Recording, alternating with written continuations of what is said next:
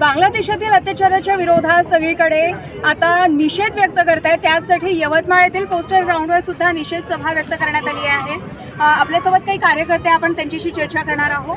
बांगलादेशातील जे अत्याचार होत आहे त्याच्यासाठी आपण निषेध व्यक्त करताय, काय सांगा? बांगलादेशामध्ये जे काही सत्ता परिवर्तन झालेलं आहे, हे सत्ता परिवर्तन जणू काही जग पाहतो आहे। या सत्ता परिवर्तनामध्ये केवळ आणि केवळ हिंदू समाजाला नष्ट करणे, हिंदू समाज जो काही आज आमचा बांगलादेशामध्ये अल्पसंख्याक समाज आहे, या अल्पसंख्याक समाजाला निस्तनाबूत करून मुस्लिम राष्ट्र घोषित करणे आणि शरिया कानून लागू करणे हाच त्यामागचा मूळ उद्देश आहे। आणि त्या जे काही मुस्लिम राष्ट्र आहे, अशा सगळ्या मुस्लिम राष्ट्रामध्ये सुद्धा अशाच प्रकारचं वर्तन सुरू आहे आणि हे मुसलमानांचं वर्तन कदापि हिंदू समाज खपवून घेणार नाही। त्याकरिता बांगलादेशातल्या हिंदूंच्या पाठीशी आम्ही आहोत। म्हणून यवतमाळमध्ये सकल हिंदू समाजाचा हा भव्य दिव्य मोर्चा या ठिकाणी आयोजित करण्यात येत आहे।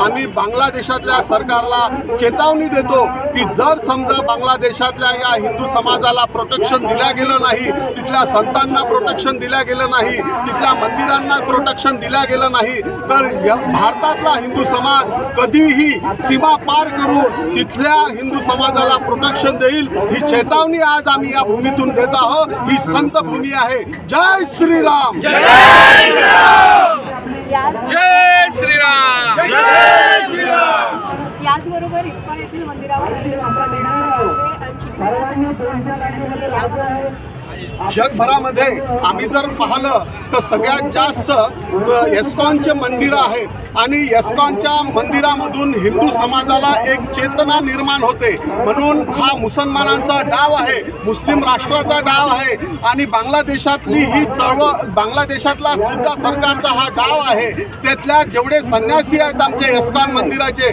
अशा सगळ्या संन्यासांना ते अटक करतात आणि त्यांच्यावर अत्याचार करतात आणि त्या ठिकाणचे सगळे एस्कॉनचे मंदिरं हे नष्ट केल्या जात आहे। त्या ठिकाणी आमच्या ज्या काही गोशाळा होत्या, या सगळ्या गोशाळा त्यांनी नष्ट केल्या जात आहे। जणू करून हिंदू समाजावर, हिंदू संस्कृतीवर हा मोठा घात आहे आणि हा घात त्यांचा त्या ठिकाणी सरकारच्या माध्यमातून चालवला जात आहे।